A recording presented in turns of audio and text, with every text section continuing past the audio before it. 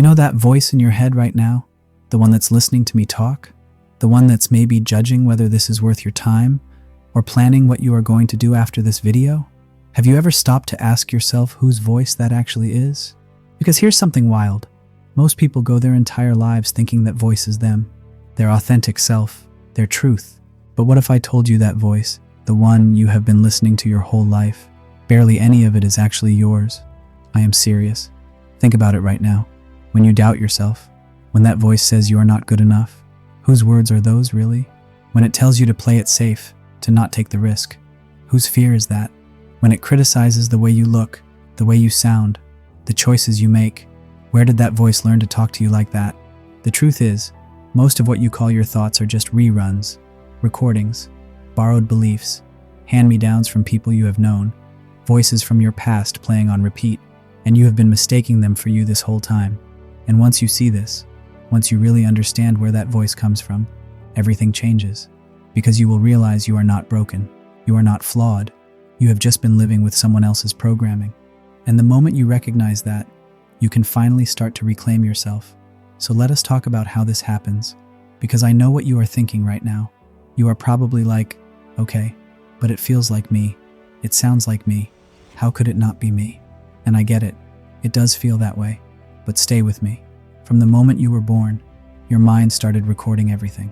Your mother's tone when she was stressed, your father's reaction when you failed at something, the way your teacher looked at you when you asked a question, the way your friends laughed when you said something stupid. All of it got recorded, and your brain, incredible machine that it is, started building patterns. It learned what is safe and what is dangerous, what gets you love and what gets you rejected, what makes you belong and what makes you an outsider. So now fast forward to today. You are an adult. You think you are making your own choices, but that same recording is still playing. You hear your teacher saying be realistic every time you think about that big goal. You feel your parents' anxiety about money every time you consider investing in yourself. Every time you want to express what you really feel. You carry that ex's words about how you are hard to love. Every time you pull back from genuine connection, it is like you are walking around with this whole committee in your head, and they are all weighing in on every decision, every thought, every feeling, and you think it is just you thinking. But here is what really gets me. We do not even question it. We just assume that anxious voice telling us we are going to fail. That is just being realistic, right? That harsh voice saying we are not trying hard enough. That is just motivation, right? That fearful voice warning us about all the ways things could go wrong. That is just being smart and careful, right? Wrong. Those are not your voices. Those are ghost recordings, echoes of everyone who ever made you feel a certain way, and now they live rent-free in your head, running your life. And the wildest part, you are defending them. You are protecting these voices that do not even serve you. Because they are so familiar, you think they are keeping you safe, but really they are keeping you stuck. Think about your beliefs about money. Did you sit down one day as a conscious adult and decide what you believe about wealth? Or did you just absorb what your parents believed, what your community believed, what society told you was true? Think about your beliefs about what you are capable of. Did you objectively assess your potential? Or did you just internalize what that one teacher said, what that one coach thought, what that one relationship made you feel about yourself? Most of us are living someone else's story and calling it our own. We are playing out someone else's fears and calling it wisdom. We are obeying someone else's rules and calling it being responsible. And look, I am not saying your parents were bad or that society is evil. That is not the point. The point is, you never chose any of this consciously. You just absorbed it like a sponge, and now you are living according to a program you did not even know was installed. So here is where everything shifts. Are you ready? If you can hear the voice, if you can observe it, if you can notice it talking, then you cannot be the voice. Read that again. You are not the thing you are observing. You are the one doing the observing. Right now, as I am saying this, there is probably some commentary happening in your head. Maybe it is agreeing. Maybe it is skeptical. Maybe it is distracted, thinking about something else. Notice that commentary. That is the voice. Now notice that you are noticing it. That is you, the real you. You are not the voice. You are the awareness behind it.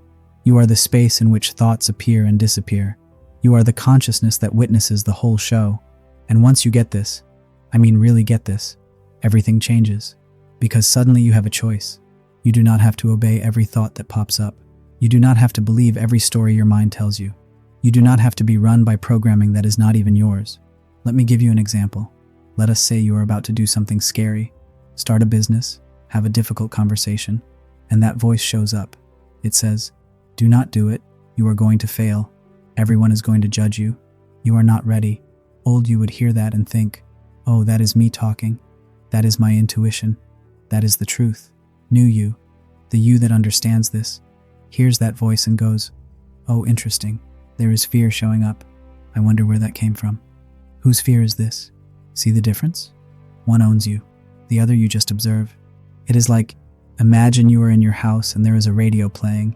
You have been living there so long you forgot the radio was even on. You just thought that is what your house sounds like. But one day you notice, wait, that is a radio. I can turn it off, or change the station, or just let it play in the background while I do my thing. That is what this is. The voice is the radio. You are the person who can choose what to do with it. And here is what is really powerful about this. When you realize the voice is just programming, just old recordings, you can start to ask different questions. Instead of asking, "Is this thought true?" you can ask, "Where did this thought come from? Whose belief is this? Whose fear am I carrying? Whose dream am I living or not living?" When that critical voice shows up, instead of believing it, you can trace it back. "Oh, that is my third grade teacher. That is my ex. That is the culture I grew up in."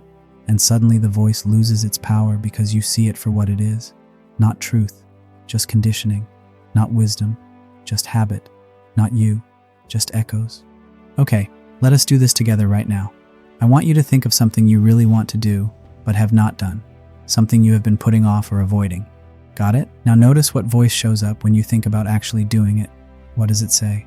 I bet it has got reasons, good reasons, logical reasons, why you should not, or why you cannot, or why now is not the time.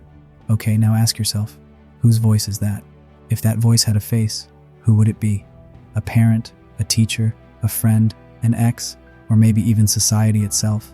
Now imagine that person standing in front of you, saying those words to you out loud. How does that feel? Does it feel true? Does it feel like your truth? Or does it feel like their limitation, their fear, their story? Take a breath. This is not yours. You do not have to carry it anymore. So now you might be wondering, okay, I get it. The voice is not me. But what do I do about it? How do I stop it from running my life? And here's the thing. You do not stop it. You cannot stop thoughts from arising. That is not how the mind works. Trying to stop thoughts is like trying to stop waves in the ocean. It is exhausting, and it does not work. What you do instead is you change your relationship with the thoughts. You stop believing everything they say. You become the observer, the witness, the conscious chooser. Every time you catch yourself believing a limiting thought, pause. Ask yourself 3 questions. Where did this thought come from? Is this actually true? And whose life am I living if I believe this? Most of the time you will realize the thought came from somewhere else. It is not objectively true, and believing it keeps you small, keeps you living someone else's life, not yours. And here's what starts to happen when you do this consistently. You begin to reclaim your mind, thought by thought, belief by belief. You start to dismantle the old programming and consciously choose new thoughts, new beliefs, new ways of being, instead of "I am not good enough," which you probably learned from someone who made you feel that way. You consciously choose, "I am enough, I am learning, I am growing," instead of "It is not safe to take risks," which you probably inherited from well-meaning but fearful people. You choose, "I can handle whatever comes, I trust myself." This is not toxic positivity. This is not pretending everything is fine when it is not. This is conscious selection. This is taking back authorship of your own mind. Because here is what most people do not realize. You are already choosing your thoughts. You are just choosing unconsciously. You are just replaying the old programming over and over, thinking it is inevitable, thinking that is just how you are, but it is not. You get to decide. You get to choose. And the moment you take responsibility for that, everything shifts. Let us try this. Take out your phone or a piece of paper. I want you to write down 3 beliefs you have about yourself, beliefs that limit you, that hold you back. Now next to each one, write, where did I learn this? Who taught me to believe this about myself? You're going to notice real quick that almost none of these beliefs came from you. They were installed by someone else. Now here is the powerful part. For each one, write a new belief, one you consciously choose. Not some fluffy affirmation that does not feel real, but something that feels true, something that opens doors instead of closing them. This is how you reprogram. This is how you take your mind back, one belief at a time. And when you start doing this, when you start seeing thoughts for what they are, just programming, just recordings, something incredible happens. You do not just change your mind, you change your entire life. Because thoughts create feelings, feelings drive actions, actions create results. When you change the thoughts, you change everything. It is like you are in the middle of a storm, thoughts swirling, emotions raging, but at your center there is this unshakable knowing. I am not the storm. I am the one experiencing the storm, and I will still be here when it passes. That is freedom, that is power, that is the real you. And here is what I have learned in my own life. The more I practice this, the more I observe my thoughts instead of believing them, the more space I have, the more choice I have, the more alive I feel. Because I am not living in my head anymore. I am not trapped in stories and fears and borrowed beliefs.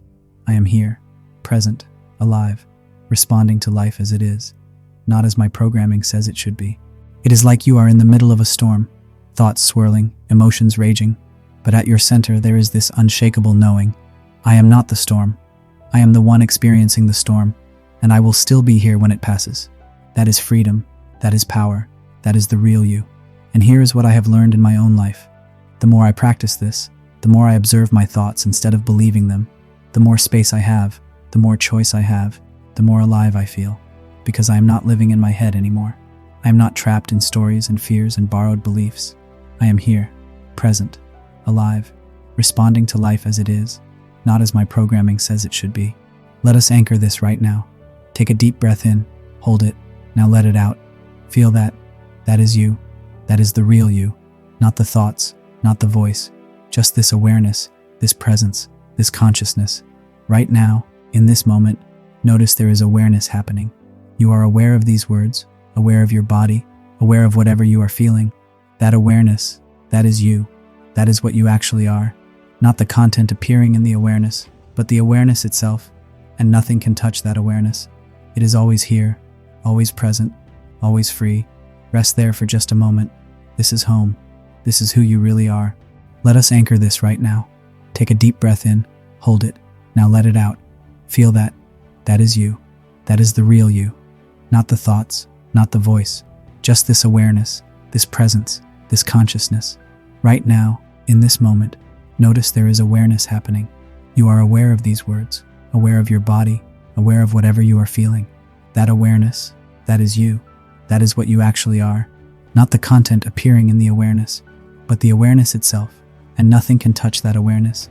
It is always here, always present, always free. Rest there for just a moment. This is home. This is who you really are. So let us bring this all the way back to where we started. That voice in your head, the one that has been narrating your whole life, the one you thought was you. Now you know the truth. You are not your thoughts. You never were. You are the consciousness experiencing them. And once you truly understand this, once you live from this place, everything changes. You stop being a victim of your mind. You stop believing every fear, every doubt, every criticism. You stop living according to programs you never chose. You become free, not because the thoughts stop, but because you finally remember they were never in control. You were always free. You just forgot. So let us bring this all the way back to where we started. That voice in your head, the one that has been narrating your whole life, the one you thought was you. Now you know the truth. You are not your thoughts. You never were. You are the consciousness experiencing them. And once you truly understand this, once you live from this place, everything changes.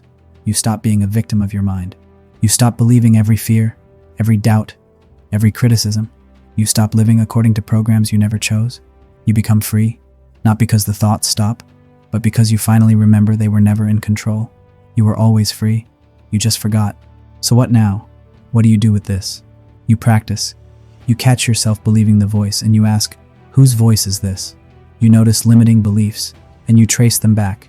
You feel fear and you recognize it is just programming trying to protect you. And little by little, thought by thought, you reclaim yourself. You take your mind back. You remember who you really are. Not the voice, not the programming, not the borrowed beliefs, but the awareness, the consciousness, the infinite presence that was here before the voice started talking and will be here long after it stops. That is you. That is who you have always been. That is who you will always be. And the more you remember this, the more you live from this place, the more your life transforms, because you are no longer living someone else's story. You are finally living your own. So take a deep breath, feel that presence, feel that awareness, and carry it with you into whatever comes next. Because here is the final truth. That voice in your head, it is not yours. And once you really get that, once you live from that knowing, you will never be the same. You are free. You have always been free. You just needed to remember.